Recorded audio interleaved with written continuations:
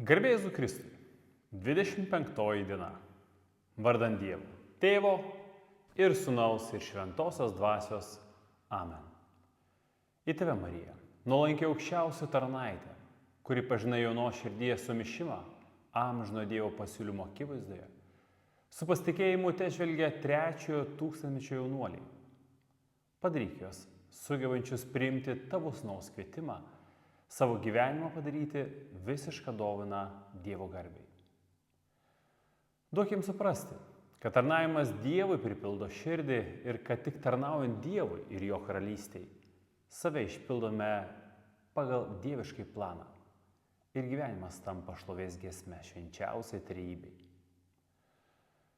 Šio mūsų susitikimo pradžioje noriu atsiprašyti, bet dėl techninių kliūčių vakarykštis video neišvydo pasaulio.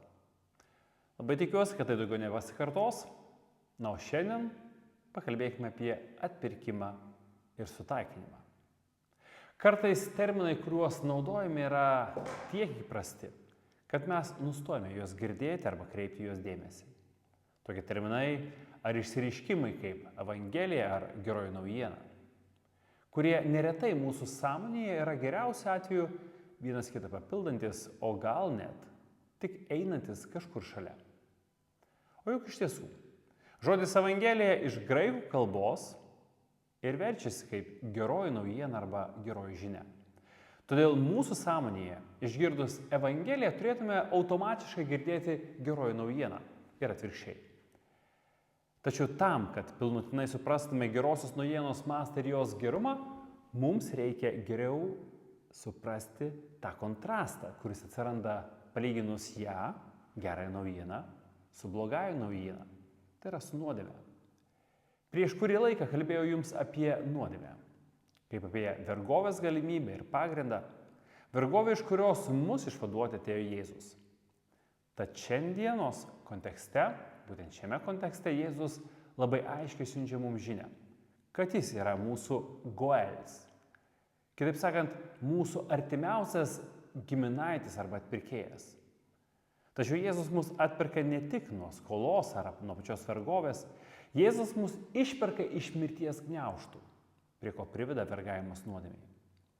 Nuodėmės, kurios pasekmė amžinoji dvasinė mirtis, peržengianti žemiško gyvenimo ribą. Atpirkimas arba kipurim gali būti verčiamas ir kaip sutaikinimas. Tai yra kaip veiksmas, kuris sutaiko, panaikina atskirimą tarp dviejų pusių.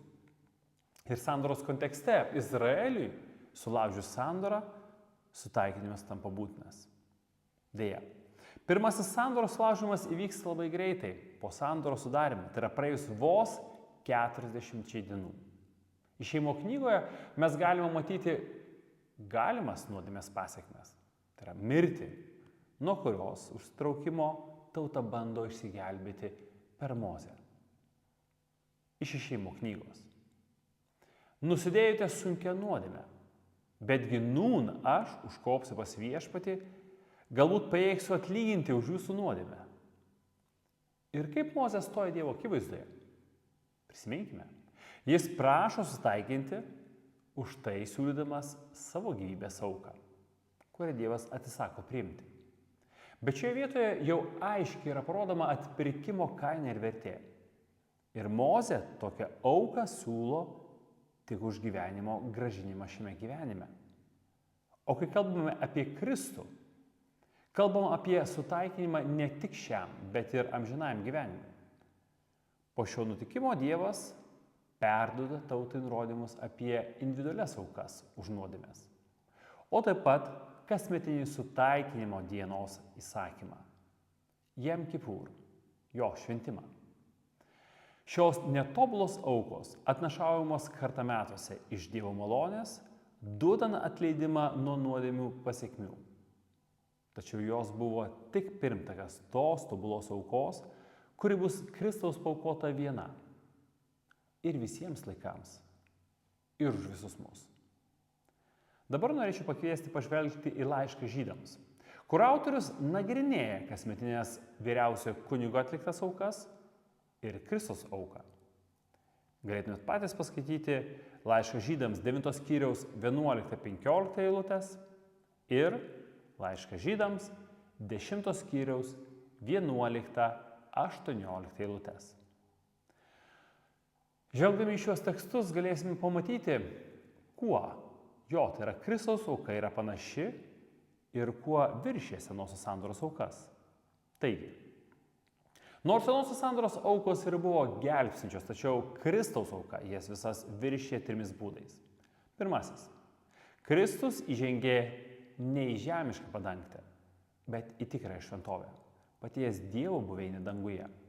Antra. Jis aukojo ne neracionalių gyvūnų kraują, bet savo paties kraują, laisvai išlietą iš meilės. Ir galiausiai jo kraujas atnešė ne išorinį ritualinį tyrumą, bet apsivalymą, kuris pasiekia pačias giliausias žmogaus gelmes. Frazė "bet savuoju krauju" rodo lūžį amžių sandoroje, perėjimas nuo ankstesnio parengiamojo etapo prie išsipildymo laiko. Atėjo naujoji tvarka, kurią taip troško išvysti daugelis pranašų ir karalių. Jėzus atėjo kaip būsimųjų gėrybių vyriausiasis kunigas, pagaliau dovanodamas visus palaiminimus, kuriuos Dievas buvo paskyręs savo vaikams. Šios gėrybės iš tikrųjų tapo mūsų Kristuje, nors dar nepatirime jų pilnatvės. Kaip šaukia Paulius, tas, kuris nepagailėjo savo sūnaus, bet atidavė jį už mus visus, argi neduos ir mums visko su juo. Mozės pastatyta palapinė pranašavo didesnę ir tobulesnę palapinę, padangtę, per kurią Kristus įžengė į dangišką šventovę. Ta didesnė palapinė tikriausiai reiškia paties prisikėlusio Kristaus kūną, nes jis dalijosi mūsų kūnu ir krauju. Tačiau jo prisikėlęs kūnas dabar išaukštintas Tėvo dešinėje ir naujosios kūrinijos pradžia, viso kosmoso perkeitimas Dievo galia. Užuot apribojęs prieimą prie Dievo, kaip tai darė žemiškoji palapinė, jis atveria kelią pas Dievą visiems tikintiesiems. Dar daugiau, jis yra pati šventykla, sudaryta iš visų mūsų, gyvoji šventovė. Frazė tobulesnis primena apie visą laišką žydams einančią temą. Kristus savo žmogiškąją prigimtimi tapo tobulesnis dėl meilės veiksmo, kurio kentėjo ir mirė už mus. Taip, senosios aukos apvalydavo Izraelį nuo nuodėmių ir tapdavo jų atsinaujinimo su viešpačiu priežastis arba pagrindas. Tačiau ši auka gali būti aukojama tik vieną kartą metuose ir tik vienintelis kunigas, tai yra vyriausiasis kunigas, galėjo žengti į viešpaties artumą šventų švenčiausioje vietoje. Kristaus auka ne tik išlaisvina iš nuodėmių ir jų pasekmių, bet ir sukuria nedalomą vienybę tarp Dievo ir žmogaus, o taip pat ir tarp žmonių. Senojoje sandoroje Dievas būdavo šventų švenčiausioje vietoje. Naujoje sandoroje jis gyvena kiekviename iš mūsų tarsi šventovėje ir teikia mums galimybę dalyvauti dieviškajame gyvenime. Mums tai reikia šią galimybę priimti.